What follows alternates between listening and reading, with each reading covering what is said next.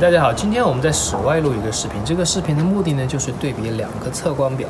我左手拿的是世光的专业测光表，它的价格差不多是4000人民币左右。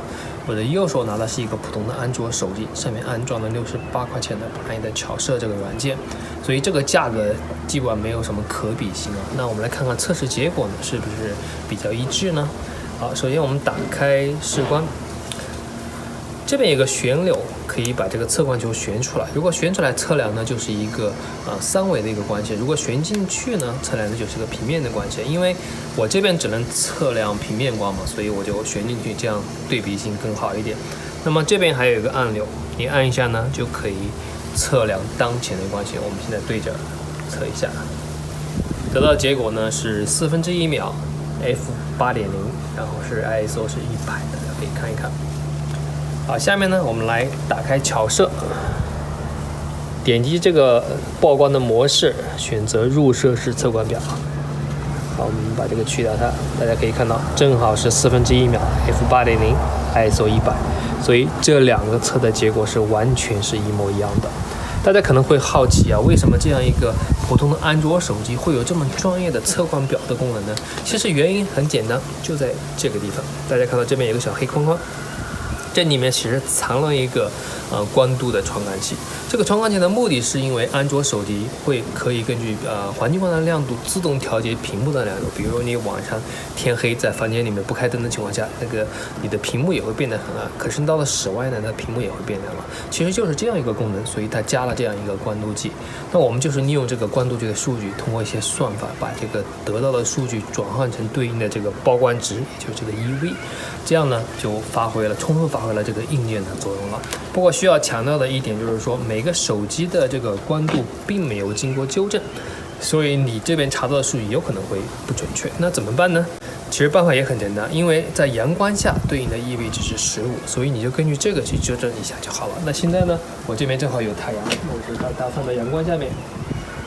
好，然后这时候你可以看一看对应的这个 EV 值，刚好是15。那也就是说，我这个手机的光度计是非常准确的。如果你的手机测量以后发现 EV 值只有13，举例啊，那就说明你和实际的这个亮度有2档之间的差别。那怎么办？你就每一次测量以后，你就加个2档就可以了。这样就可以利用这个几乎不用花钱的这个硬件呢，可以达到一个非常有用的一个功能了。最后呢还要强调一点啊，就是为什么我一再说是安卓手机呢？因为苹果手机没有这个功能。苹果手机其实也有这样一个光度传感器，可是它没有把这个数据给我们公开。只要你开发的时候用到这个数据呢，它就自动不让你在它的 App Store 上线，所以没有办法。苹果手机的用户呢，就不要怪我不是歧视苹果，是他们自己的规定，我也没有办法。那么今天关于这个入射式测光表的视频呢，就介绍到这里，谢谢大家。下面给大家演示一下怎样使用反射式测光表。所谓反射式测光表呢，其实就是利用手机自带的相机的测光功能，能够自动帮你算出来它的曝光值是多少。好，我们点击反射式测光表，相机就被打开了。我现在所在的位置实际上是在死谷的 Ubihebe 火山口。这时候太阳呢刚刚升起，但是如果我对着太阳，这个测光肯定会偏亮了，所以我就偏离一下太阳，测一测这时候的光线是多少。好，拍一张照片，然后选择使用图片，大家可以看到对应的 EV 呢是 11.7， 这时候 ISO 是红色，它因为我 ISO 的最小是50，而实际上这个相机拍摄的时候它用的 IS 比50还小，它就没法显示出来。所以呢，在 EV 固定的情况下，我们就可以长按快门，快门变成自动，同时呢我们调节一下 ISO 改成100，然后把光圈改成 F8。这时候呢，我们就得到结果了。在这样一个环境光的情况下呢，我的曝光参数应该是1/50秒 f8.0 ISO 100。好，下面呢，我们来对着阳光来曝光一张。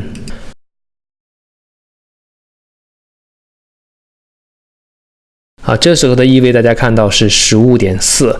下面呢，我们可以同样把参数给调整一下。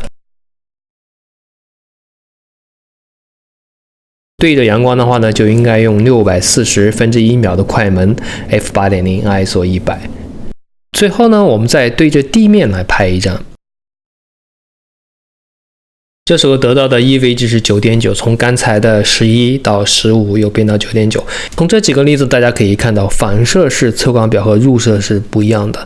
反射式测光表取决于你所对的物体的本身的亮度，所以这个物体亮度比较亮一点，比如说太阳呢，它的曝光值也就高一点。那如果对应的是地面，像比较暗嘛，那对应的曝光值也就低一点。另外呢，苹果手机因为不支持入射式的测光表，所以它只有反射式的测光表的功能，而安卓手机呢，入射式和反射式都有。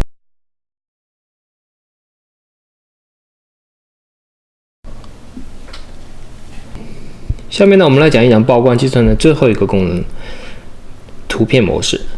当你点击这个图片模式的时候呢，它会弹出图片库的一个选择窗口，在这边你可以选择你自己用手机拍摄的一张照片，或者说你用相机拍摄然后导到你的手机上的照片，或者说你从网上下载下来的照片也有可能。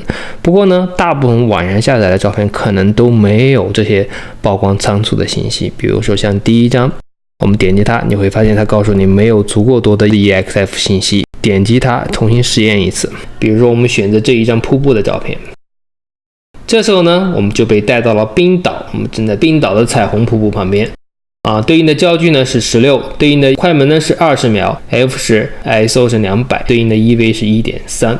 好，再是其他一张，比如说像这一张。这一张呢，快门是4秒 ，f10 ，ISO 200，对应的 EV 是 3.6。好，最后呢，我们再来选一张我自己拍摄的照片。这一张是我在圣地亚哥拍摄的一张照片，它的焦距实际上是500毫米的镜头加个2倍的增倍镜，所以是1000毫米，所以这边呢也都显示出来1000毫米，所以它这个地点呢还真的就是我拍摄的地方，因为这一张呢是因为我相机本身就带有 GPS， 所以它这些信息都保存下来了。同时大家可以看到对应的这个曝光参数是1秒，光圈是 f8，ISO 是400，对应的 EV 是 7.0， 因为这一张呢我是为了保证月亮不会过曝，所以采用了这样的一个曝光参数。同时呢，这个时间大家可以看到是在2018年的11月23号拍的，甚至10点5点48分都是正确的。只要你相机的这些设置是准确的，我们都可以得到这些数据。同时大家可以看到这边呢，月亮的线已经可以画出来了。其实我们有了拍摄的地点、拍摄的时间，月亮或者说太阳、银河这些星体的位置其实就已经固定下来了。通过这种方法就很容易判断出来某一张照片里面的月亮或者太阳或者银河它的位置是否是真实的。今天的这个视频呢就介绍到这，谢谢大家。